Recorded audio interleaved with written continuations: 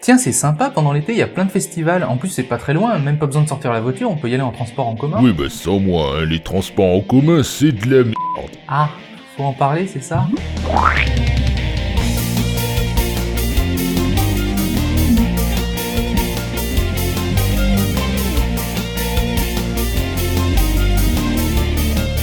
Pourquoi je fais cette vidéo? Pour dire tout haut ce que tout le monde pense tout haut. En fait, j'adore les transports en commun, c'est une super idée, et si on était un petit peu mieux éduqués, ça pourrait même rapprocher les gens. Seulement, le concept est gâché par de nombreux défauts. Déjà, c'est cher. Ça, justement, c'est pas vraiment un défaut, parce que les transports en commun, ça nécessite de base beaucoup d'argent. Et tu peux pas comparer le prix d'un ticket aujourd'hui par rapport à ce qu'il était à l'époque où ils se sont endettés pour faire toute l'infrastructure. Il y a des moments où tu peux te permettre de faire des tickets moins chers, mais c'est peut-être pas viable sur le long terme.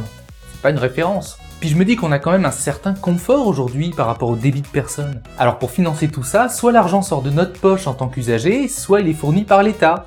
Et donc par nous quand même. C'est pour ça que je peux pas condamner trop les tarifs, parce qu'ils pourraient peut-être faire des économies, mais ça résoudrait clairement pas tous les problèmes. D'autant plus qu'il y en a quand même pas mal qu'on délaye depuis un certain nombre d'années.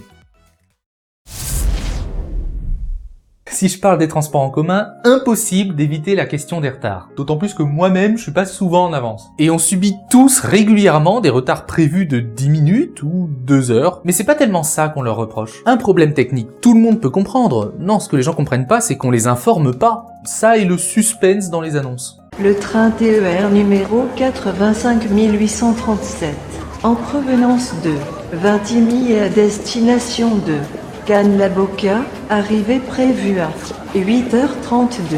Voie A, arrivera avec un retard de 45 minutes. Seulement voilà, autant on remarque tous les retards, autant on oublie rapidement tout ce qui arrive à l'heure. Allez, à votre avis, combien de trains arrivent en retard? Oula, je dirais facilement un bon tiers, si c'est pas la moitié. En 2018, c'est 17,8% des TGV qui sont arrivés en retard, soit un peu moins d'1 sur 5. Et c'était une année particulièrement dure. Et pour plus de précision, il y a même un site web où ils notent publiquement tout ça. Et on peut se rendre compte qu'au quotidien, en ce moment, c'est plutôt 10% des trains qui arrivent en retard. En tout cas, de ceux qui sont notés dessus. Mais pourquoi ils sont toujours en retard? Il y a plein de causes, principalement la vétusté du réseau, les infrastructures sont toutes pourries, alors ça tombe souvent en panne, ou les accidents de personnes ou d'animaux. Ça, c'est quand le train percute des personnes ou des animaux. À chaque fois que quelqu'un est heurté par un train ou se jette sur les rails, tout s'arrête. Alors faut attendre que l'ambulance arrive, la police, puis les mécaniciens, etc.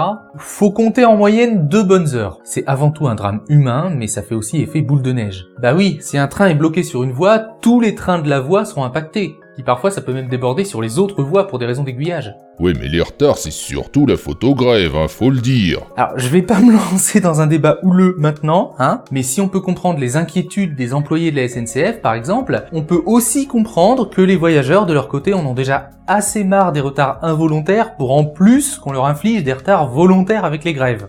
Ouais, parce que lorsque t'as bossé toute la semaine à Paris et que tu dois rentrer chez toi pour le week-end en province, et que ton train est annulé ou fortement retardé, ben t'apprécies moyen. Et ce qui passe pas du tout, c'est les annulations surprises. Ça, c'est pas possible. C'est genre, t'arrives, on t'a pas prévenu, et au dernier moment, oups, on t'a supprimé ton train, sans aucune raison technique, juste pour la grève. Bon, je comprends le désarroi des syndicats, mais faut peut-être pas non plus faire des trucs comme ça, parce que là, les voyageurs, vous allez vraiment les braquer. Ouais, ils abusent, là. Mais la question des grèves à la SNCF est complexe et je vous invite à la développer en commentaire. Et il y a tout de même une chose que je voudrais rappeler. On n'a pas un si mauvais réseau ferroviaire en France. Vous avez vu le débit de voyageurs qu'on a? Les infrastructures pour gérer ça sont colossales. Et c'est pas parfait, mais on s'en sort pas si mal quand même. En Roumanie, c'est bien pire par exemple. Les Roumains, quand ils viennent prendre le train en France, ils comprennent pas pourquoi on se plaint. Tout est relatif. Bon, par contre, au Japon, les retards, c'est 0,3% et c'est 6 secondes en moyenne. Parce qu'ils sont beaucoup plus organisés et que le matériel est plus moderne.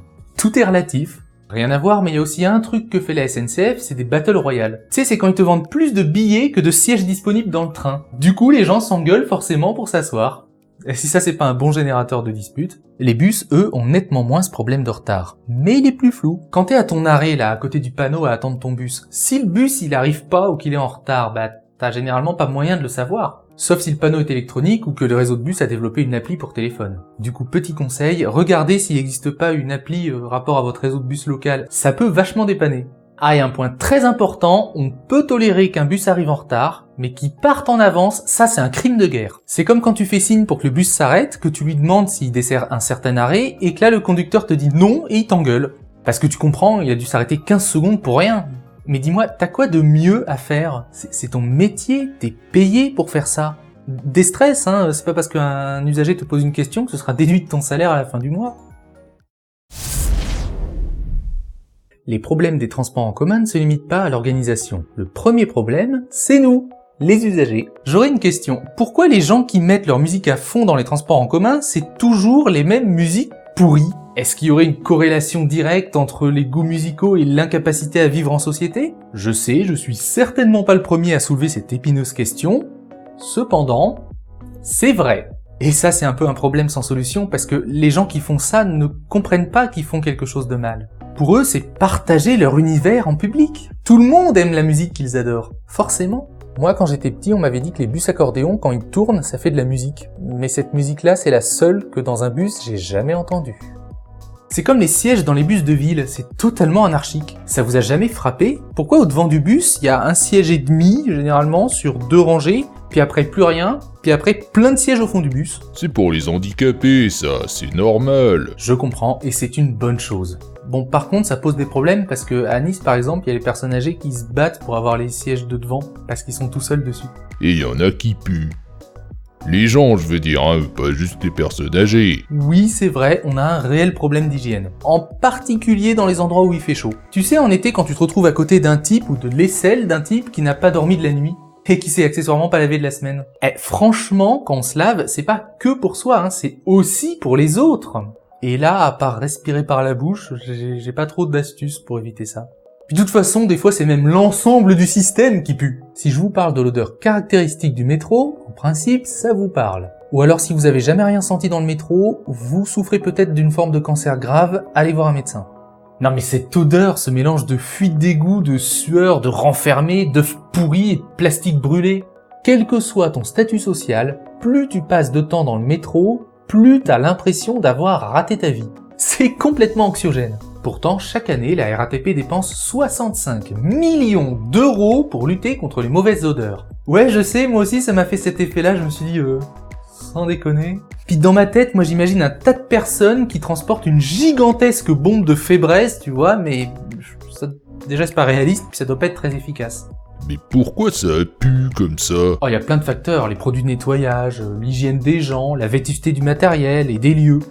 Et aussi ceux qui pissent dedans, ça aide pas. Essayez de parler écologie là-dedans, vous m'en direz des nouvelles. Il y a des poubelles, mais je crois que les gens ont pas très bien compris à quoi ça sert. Mention spéciale aux gens qui confondent les rails avec la poubelle jaune. Vous avez jamais remarqué le nombre de bouteilles ou de trucs comme ça là qui traînent sur les voies? J'ai habité Paris pendant 6 mois. La première semaine, il y a un type qui avait balancé une bouteille en verre sur la voie. Quand j'ai déménagé, elle y était encore. C'est vraiment dégueu. Vous voulez tester si vos vaccinations sont à jour? Touchez la barre du métro, ou n'importe quel élément du métro, ou du train, ou de certains bus. Il y a quelques années, une équipe de chercheurs avait fait une vaste étude pour déterminer un petit peu quel truc dégueulasse on pouvait avoir là-dedans. Résultat, ils ont pas pu identifier la moitié des bactéries parce qu'elles étaient tout simplement inconnues. Pas forcément toutes nocives, mais enfin voilà quoi. Quand je dis que le vrai problème dans les transports c'est nous, c'est vrai. De nos jours, on sait plus s'ennuyer, faut qu'on se distrait en permanence. Ainsi, dans les transports, il n'est pas rare de devoir subir les bruits de films ou de jeux vidéo des gens qui mettent le son bien à fond sur leur tablette ou leur téléphone. Ce qui en soi n'est pas un problème, enfin jusqu'à un certain niveau de volume. Puis ça dépend du contenu. T'as ton voisin qui regarde un gros truc porno dégueulasse, c'est gênant quand même. Ou quand il commence à avoir des conversations gênantes au téléphone. Quand il parle de sa santé, de ses problèmes d'érection, ou de couple, ou je sais pas quoi. On est trop serré, c'est tout. Ah, tu crois pas si bien dire que ce soit dans le métro, dans le bus ou certains trains, il arrive que la place manque. La place de respirer. Tu sais quand tu te retrouves écrasé entre 3 ou 4 personnes, et bien entendu t'en as toujours un ou deux qui se lavent pas, ou qui sont au téléphone, et comme si ça suffisait pas, il y en a même qui en profitent pour essayer de tripoter les autres. Dans ces cas-là, le coup de coude dans les dents, ça marche bien. Et quand la climatisation lâche et que tous ces problèmes se cumulent, c'est l'enfer. T'as des femmes, elles sont directrices commerciales, le matin elles ont mis un super tailleur, bien propre et tout, elles entrent là-dedans, elles en sortent, elles sont sales, elles puent, elles se sont fait ploter. C'est juste moi ou c'est un vrai scandale? Ouais, mais c'est quoi la solution? L'éducation? Mais peut-être définir un nombre maximum de passagers par rame, je sais pas. Tiens, ça pourrait être intéressant. Dites-nous, vous, en commentaire, les solutions que vous envisageriez pour améliorer les choses. Ça se trouve, t'as un mec qui va dire un truc génial, puis ça va être retweeté par le ministère des Transports, et ils vont révolutionner... Non, en fait, pas du tout, mais au moins ça permet de parler, j'aime bien. Mais ce qui est sûr, c'est que la promiscuité engendre généralement l'incivisme.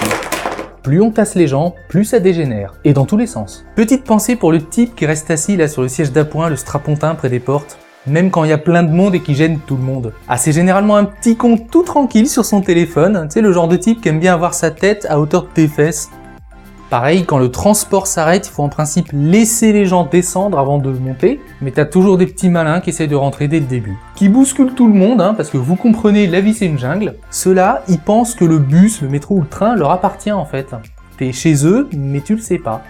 Et encore, c'est pas les pires. C'est tristement vrai, les pires c'est les agresseurs, les frotteurs, les harceleurs et compagnie. Ça on en parle déjà pas mal. Peut-être pas assez, mais pas mal. C'est dans ces cas-là qu'on aimerait le voir plus souvent, le contrôleur. Ouais, parce que les transports en commun, surtout à Paris, c'est le quartier général de la non-assistance à personne en danger. Tu sais, quand t'as 2 mecs qui agressent une fille et que les 40 personnes autour osent trop rien dire. C'est scandaleux, mais j'aurais pas fait mieux.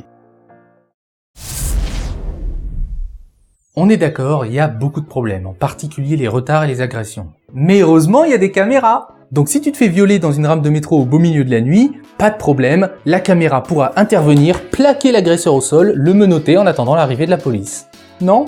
Bon, tant pis alors. Le problème avec la vidéosurveillance dans les transports en commun, c'est que ça fait surtout de la prévention et encore surtout pour les petits délits. Et encore. Mais les gros tarés dangereux, eux, ils calculent même pas les caméras. Donc je pense que ce qu'il faut pour éviter ces dérives, c'est des contrôleurs, des agents de sécurité, enfin des êtres humains quoi. En ce qui me concerne, ça n'engage que moi, ça me dérangerait pas de payer un peu plus cher le billet pour qu'il y ait des contrôleurs, des agents de sécurité, bref des gens qui viennent vraiment assurer notre sécurité. Histoire que les gens se fassent moins tripoter et harceler.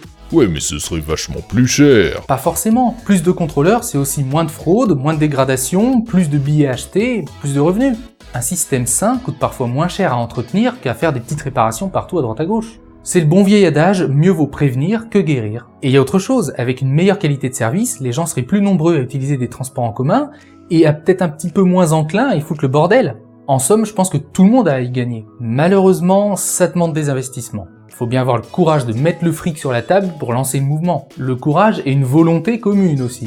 Et normalement, ça devrait être le gouvernement qui devrait pouvoir aider à améliorer les services publics. Mais il y a tellement de choses qui vont pas dans les transports et en France en général qu'ils ont des priorités partout. Rien que les lignes et les véhicules, t'en as une bonne partie pourrie. T'as plein de choses à refaire là-dedans et c'est d'ailleurs pour ça que ça tombe en panne tout le temps. Ah donc c'est mort quoi. Non, faut se lancer, mais faut faire les choses à fond plutôt que juste faire quelques petites réparations le temps de son mandat et puis de refiler ensuite la patate chaude au suivant. Et tout le monde y gagnerait parce que plus tu paries sur le long terme, mieux se passe le long terme. Étonnamment. C'est pas une solution ni écologique ni économique, et encore moins pour se garer. Donc on va devoir continuer encore un moment avec les transports en commun, je crois. En conclusion, les transports en commun c'est parfois sale, pas fiable, voire dangereux, mais pas tout le temps. Et au lieu de pointer du doigt tout le temps que les compagnies, c'est aussi notre comportement qu'il faut faire évoluer. Des petites choses, genre jeter un papier par terre quand t'as mangé un biscuit, si t'en as 1000 qui font ça dans la gare, ça devient dégueulasse et après t'es le premier à gueuler. Mais tout n'est pas noir, de temps en temps t'as un miracle. Des personnes que tu rencontres qui sont super sympas, agréables, ouvertes d'esprit, avec qui tu discutes et avec qui parfois même tu gardes contact. Des voyageurs intéressants avec qui tu fais des rencontres. Ce qu'on faisait tous avant qu'on invente des réseaux sociaux pour cadrer tout ça. Non, parce qu'un voyage de 5 heures avec des gens agréables, c'est quand même vachement mieux qu'un voyage de 4 avec des frotteurs qui puent. Mais voilà, autant changer les comportements c'est une chose, autant tout ce qui est mise à jour structurelle, ça nécessite de l'argent. Ou alors on refuse de payer pour améliorer la situation, mais dans ce cas-là c'est reculer pour mieux sauter. Donc en attendant une prise de conscience ou que ça s'améliore, moi ce que je fais c'est que je philosophe. Quand le service est moyen, je me dis c'est toujours mieux qu'ailleurs. Et quand vraiment ça craint, je me dis c'est pas grave, c'est bientôt fini. Et quand c'est l'enfer et que j'en ai pour des heures, je me dis rien et j'en fais une vidéo. Aussi à tous ces gens qui nous pourrissent les transports, jetons-leur des tomates pourries. Mais le pire c'est que je suis sûr que dans l'eau, t'as 2-3 détraqués qui aimeraient ça. Voilà, et si jamais vous regardez cette vidéo dans le train ou dans le métro et que ça coupe tout le temps et que vous êtes pas content, ben philosophez, y a peut-être manifestement d'autres priorités que la 4G dans le métro. Merci à vous d'avoir regardé ou même soutenu cette vidéo. Grâce à votre soutien et vos dons, les tomates pourries évoluent régulièrement et constituent mon activité principale, et je vous en suis très reconnaissant. Comment? Toi aussi t'as eu des problèmes? Raconte-nous ça en commentaire. Les malheurs des autres, c'est toujours marrant.